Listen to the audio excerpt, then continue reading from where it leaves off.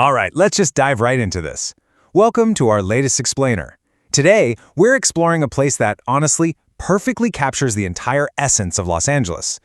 I'm talking about a bright, sunny, gorgeous facade that is hiding some absolutely fascinating and sometimes pretty dark layers of history, bloody folklore, and of course, Hollywood optical illusions. We're heading into the rugged canyons of Griffith Park. Now, on the surface, this is just a massive, beautiful municipal park, right? But as we peel back the layers of the source material today, you're going to see how early LA infrastructure, local legends, and literal movie magic all kind of crash together into this one single location. So, I really have to ask you, do you know the dark truth behind LA's most famous sunny landmark? I mean, if you visited Los Angeles, or honestly even if you've just seen it on film, you know Griffith Park. It's home to those idyllic hiking trails, the sweeping views of the LA basin, and obviously the Griffith Observatory. Millions of tourists and locals go there every single year to hike, bike, and have picnics. But beneath all that perfectly curated California sunshine, the park actually masks some really bizarre, slightly sinister realities. And our explainer today is going to guide you through these hidden realities step by step.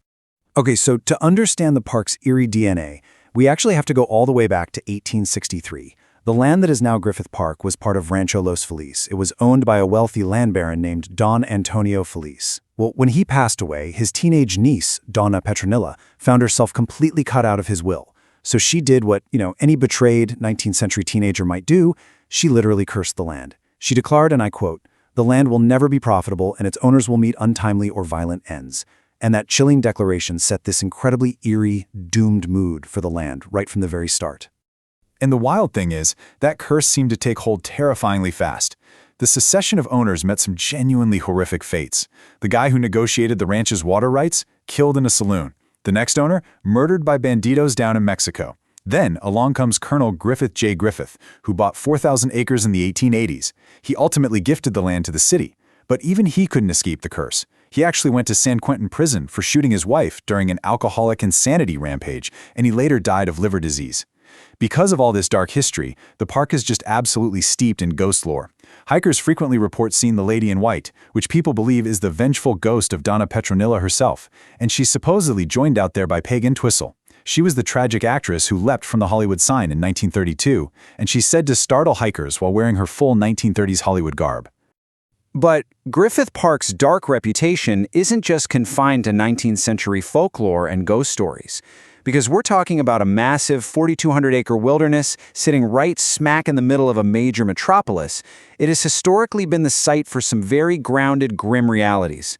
Back in the 1970s, it was famously used as a tragic dumping ground by the Hillside Strangler. And even today, police are routinely called out to the park when hikers stumble upon actual crime scenes and pretty grim discoveries. The contrast between, a sunny family outing and a true crime scene is a very real, very tangible part of the park's DNA. And speaking of that eerie DNA, it's actually physically built into the landscape itself. Deep inside the park's canyons, just hiding right there in plain sight, is the old Los Angeles Zoo. This was a city-owned zoo that originally opened way back in 1912. It actually started out with just 15 animals that were housed on Colonel Griffith's defunct ostrich farm. And today, it exists purely as physical ruins. The evolution of these ruins is totally fascinating. So, LA's very first zoo was actually in Eastlake in 1885, but the Griffith Park Zoo officially took over the mantle in 1912. The most significant era for these ruins, though, came later in the 1930s. The Works Progress Administration, the WPA, expanded the zoo using what was a standard design of the time, this very harsh, caves with iron bars style. It looks exactly how it sounds. But as Los Angeles absolutely boomed, the zoo just couldn't keep up. So by 1966, the animals were transferred to the brand new LA Zoo just 2 miles away, and this original site was officially closed down. Now, the juxtaposition between what this place was and what it is today is wildly bizarre. Before it closed, the zoo was heavily criticized. It was called an inadequate, ugly, poorly designed collection of beat-up cages.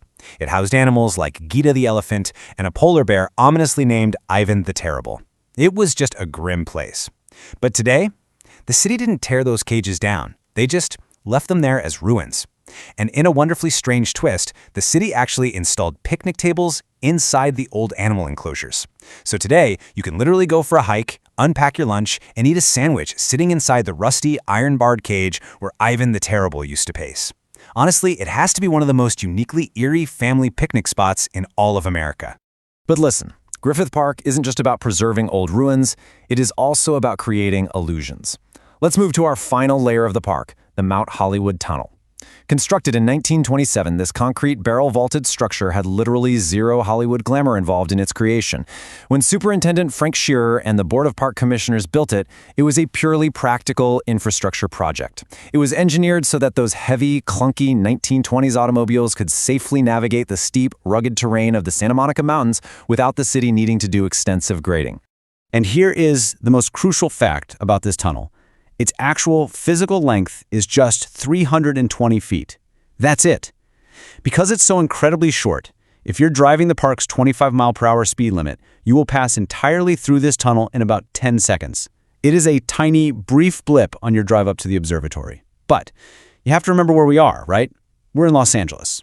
And when Hollywood gets its hands on 320 feet of concrete, absolute magic happens. Filmmakers quickly realized they could use optical illusions, forced perspective, and post-production editing to magically stretch this mundane 10-second drive into massive, sprawling cinematic landscapes. I mean, in 1988's Who Framed Roger Rabbit, compositing turned this tiny tunnel into the miles-long, swirling trans-dimensional portal to Toontown. In 1989's Back to the Future Part 2, director Robert Zemeckis used dim lighting to transform it into a dystopian, never-ending escape route for a hovercar chase. And in 1983's War Games, it wasn't a park tunnel at all. It was framed as the massive, highly fortified entrance to a hidden NORAD military bunker. They literally took a short, concrete tube and turned it into limitless cinematic geography. It's not just big blockbuster movies either. This tunnel has been one of the most prolific, hardworking background actors on television for over 70 years. Mission Impossible back in 1966 used it for agent evasion tactics, The Fugitive used it for dramatic urban chases, Mannix used it for nighttime surveillance, and Chips used it for high-speed motorcycle pursuits. Because it's just unassuming, rough-poured concrete, it seamlessly blends real LA infrastructure with on-screen espionage. It's cost-effective, it's right in the studio's backyard, and it can be literally whatever the script needs it to be. Which brings us to our final takeaway today, and really why all of this source material matters. Griffith Park is just so much more than a place to get some fresh air. It is a living cross-section of Los Angeles itself. You've got a 19th century blood curse and haunted trails. You have the eerie, rusted-out cages of the abandoned old zoo where families now casually eat lunch. And you have a 320-foot concrete tunnel that movie magic has stretched across time, space, and dimensions.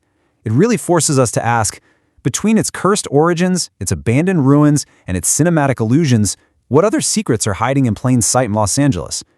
The next time you're out on a sunny LA hike, maybe look a little closer at the concrete and the canyons around you. You might just be walking through a movie set, a crime scene, or a ghost story. Thanks so much for exploring with us on this explainer today, and stay curious.